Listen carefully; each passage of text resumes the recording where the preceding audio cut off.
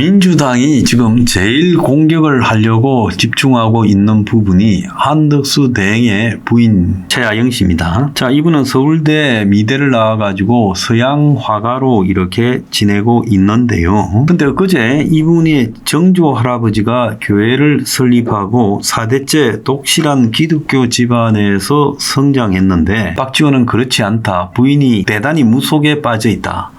그래서 김건희를 능가한다라고 하고 있습니다. 이런 문제가 지금 등장되고 있는 이유 자체가요. 지금 뭐 때문이겠습니까?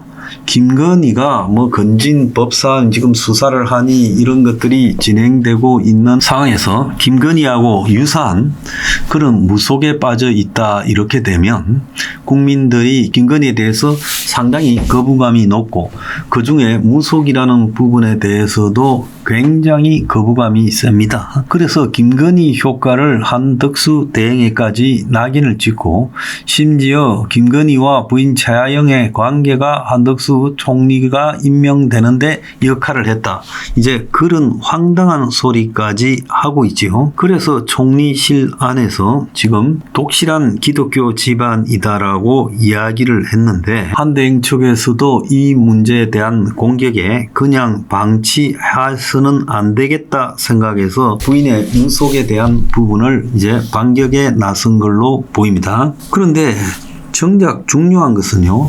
우리가 흔히 이야기하는 무속이라는 것은 무당을 중심으로 한국에 전승되어 오는 일종의 토착 신앙이다. 그래서 이 샤머니즘이라고 이야기를 하고 이것은 한국만 있는 게 아니라 외국에도 보면 이 샤머니즘이 있죠. 인디언들한테도 있고요. 또 서양에도 과거에는 이 샤머니즘이 곳곳에 많이 퍼져 있었습니다. 자, 무속은 종교나 이 과학이 아니고요. 원시 종교에서 샤머니즘, 애니미즘, 토테미즘 같은 것들로부터 자연스럽게 생겨나서 쭉 내려온 문제이기 때문에 이것은 일종의 우리나라의 이 문화 풍습이라고 봐야 되는 거예요. 그런데 사주팔자라고 이야기하는 사주 내지는 사주팔자 또는 사주명리학 이런 부분은 고대 중국의 세계관 철학인 사주와 팔자 즉 사주라는 것은 4가지 기둥이라는 거고 팔자라는 것은 8자 이걸 통해 가지고 사람을 해석하고 미래를 예측하려는 일종의 학문적인 관점이 강한 겁니다. 그래서 사주명리학은요. 무속하고 다른 게 한국능률교육평가원에서 다양한 자격증 과정까지 하고 있어요. 그래서 사주명리학 시험이 있고 그 사주명리학 시험을 통과하고 나면 명리심리상담사로 일을 할 수 있어요. 그래서 곳곳에서 보면 사주팔자는 공부를 하는 거고요. 그래서 생년월일, 생일, 생시 등을 바탕으로 심리적인 문제 해결이 가능한 그런 영역으로 있고 사실 명리학이라는 부분은 독학으로 공부하기가 어렵고 한자를 갖다가 기본으로 바탕으로 하기 때문에 전문적인 어떤 실력을 요하는 부분이라는 거예요. 그래서 사주 명리학을 통해 가지고 나름의 과학으로 인간의 본성을 알고 진로를 결정하는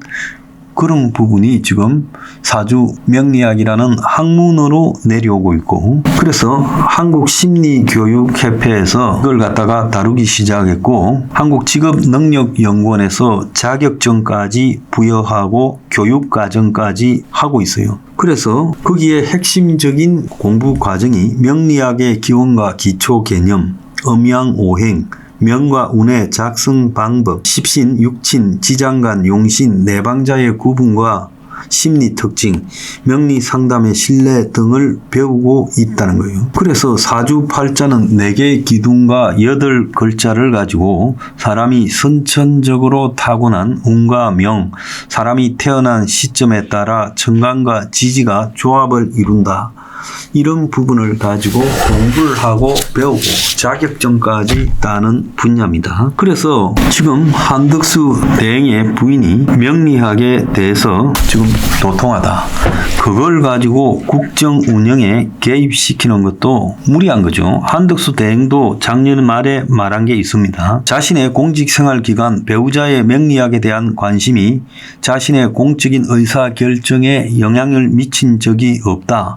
배우자가 명리학에 가진 관심은 어느 국민이나 예술가가 전통 문화에 가지고 있는 일반적인 관심 수준을 넘지 않으며 이것을 가지고 국정 운영에 결부시키는 것은 무리한 시각이다 말을 했어요. 그래서 신문에도 오늘의 운세, 사주 이런 것들이 있고 방송에서도 이런 것들이 다루어지고 있는데 최하영 씨가 이런 부분에 일반인보다 더 뛰어나게 관심이 많다고 해서 이게 문제가 되는 겁니까? 심지어 최하영 씨의 그림에는 사람에 관한 그림이 없대요. 살면서 사주 관상을 배운 적이 있는데 부작용은 사람 얼굴을 그리면 관상이 보이고 사주가 보여서 그러지 않는다. 그럴 수 있지요. 사람 얼굴을 그리는 부분에 부담을 느낄 수가 있다고 저는 보고 있습니다. 왜? 얼굴을 그리려면 그 모델이 있어야 되고 그 모델의 운명이나 이런 게 여러 가지로 집중된다면 그림이 제대로 안 되겠죠. 그래서 부인이 남편이 성진이 잘 안 돼서 국장 한번 되는 게 소원이라서 초장에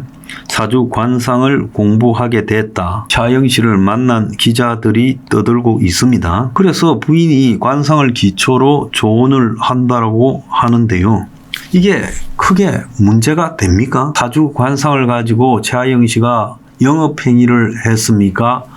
그런 걸 가지고 패거리를 몰고 다니면서 뭘 국가에 해로운 일을 했습니까? 심지어요, 본인이 꿈의 세계에 대해서 관심이 많다.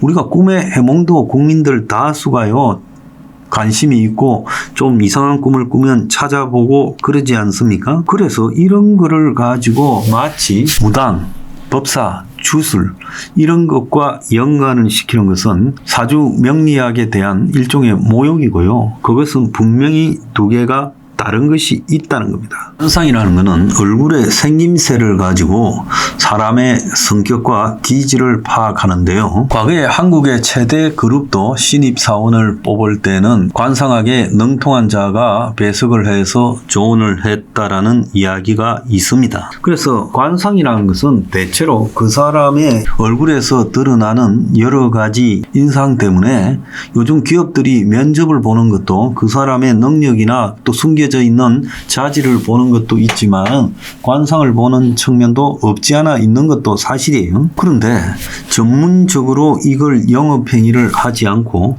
자신이 이 부분에 빠져들어서 관심을 가지고 그리고 공부하고 또 만나는 사람들한테 이런 부분 가지고 조언을 해준 것이 뭐가 잘못입니까? 자, 부인은요, 서울대 다닐 때 캠퍼스 커플이라고 그러고요. 한덕수 대행과요. 미술계에서도 인정을 받는 나름 실력파라고도 하고 있고 국내에서 개인전을 여는 등 꾸준히 그림을 그려왔어요. 그런데 또 화가 경력과 관련해서도 시비를 거는데 화가는 자신의 그림을요, 간직하려고만 하는 게 아니라 전시회를 하고 때로는 팔기도 하지요. 한국에서 이 그림이라는 부분에요, 따로 세금이 있었습니까? 따로 규정한 가격이 있었습니까? 그런데 이런 부분 가지고도 지금 공격을 하려고 하고 있을 건데 지금 아직은 이 부분을 어떻게 공격해야 될지 민주당이 제대로 못 찾은 것 같아요. 그래서 사주 명리학 관상 부분과 관련해서 김건희를 자꾸 갖다 붙이고 있어요. 아니 부인이요, 남편한테 사주 명리학이나 관상 조언을 못 합니까? 그래서 민주당이 정확하게 공격을 하고 싶으면요, 김혜경의 법화처럼 이재명의 대장동이나 백현동이나 위례처럼 또 성남FC 관련처럼 명확하게 그 문제에 대한 팩트를 들고 오라는 겁니다. 사주 명리학, 관상에 대해서 관심이 많다고 정부에서도 자격증 시험까지 치고 일종의 심리치료로 인정하는 부분에서 그걸 가지고 지금 주술이라고 엮으면서 샤머니즘이라고 엮어가는 거, 이건 좀 웃기지 않습니까? 사주, 관상, 명리학이 샤머니즘입니까? 둘은 큰 차이가 있어요. 무속하고 큰 차이가 있어요. 샤머니즘이 무속이고요.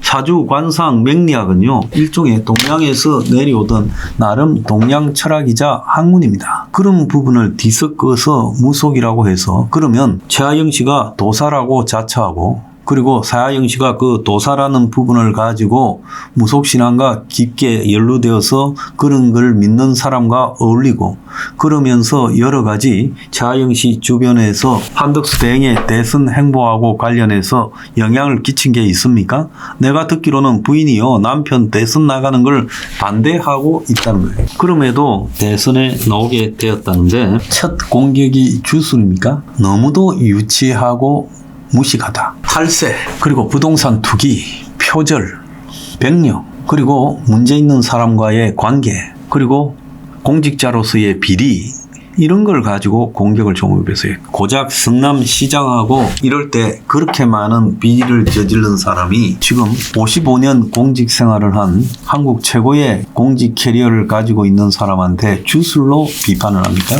웃기고 자빠졌습니다.